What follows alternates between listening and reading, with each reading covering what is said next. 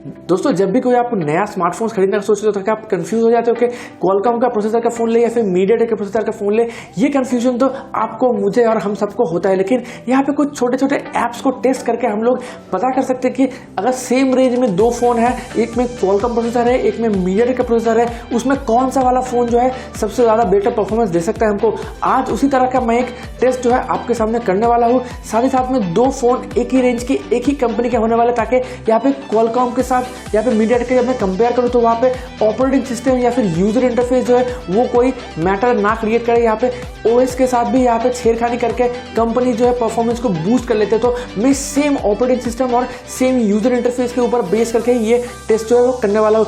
क्योंकि अगर आप Realme के साथ Xiaomi को कंपेयर करें तो यहाँ पे मी UI और Realme UI का जो परफॉर्मेंस है वो काफ़ी डिफरेंशिएट क्रिएट कर देता है। वहीं पे Vivo का फन टच और OPPO का जो कलर OS है वो भी डिफरेंशिएट कर सकता है क्रिएट एक ऐप लॉन्च के होने में। लेकिन मैं यहाँ पे OPPO का ही दो फ़ोन यूज़ कर रहा हूँ, एक है A5 2020 का, एक है A31। दोनों ही फ़ोन जो है OPPO का है और सेम ऑपरेटिंग सिस्टम पर रन करता है Android 9, और आपको यहाँ पे कलर 6.1 जो है दोनों फोन में ही मिल जाएगा। तो आपको यहाँ पे ऑपरेटिंग सिस्टम या फिर सॉफ्टवेयर का कोई इन्फ्लुएंस तो नहीं दिखेगा परफॉर्मेंस में, लेकिन सीधा सीधा आपको मीडियाटेक का प्रोसेसर का और यहाँ पे क्वालकॉम के प्रोसेसर के दोनों का जो है हेड टू हेड क्लैश आपको दिख जाएगा। सो सीधा मैं लेके चलता हूँ आपको मेरा टेस्टिंग डेस्क के ऊपर और वहाँ पे दिखाता हूँ A5 2020 का ज़्यादा फास्ट लॉन्च कर पाता है या फिर A31 OPPO का। देखते हैं और कंक्लूजन जो है आपको ही खुद डिसाइड करना कि कौन सा वाला फोन आपको बेटर लगा है। आपको नीचे कमेंट करके मुझे बताना होगा। तो नमस्कार दोस्तों, मेरा नाम है अभिजीत, आप देख रहे हैं ड्रॉइड एशिया के चैनल।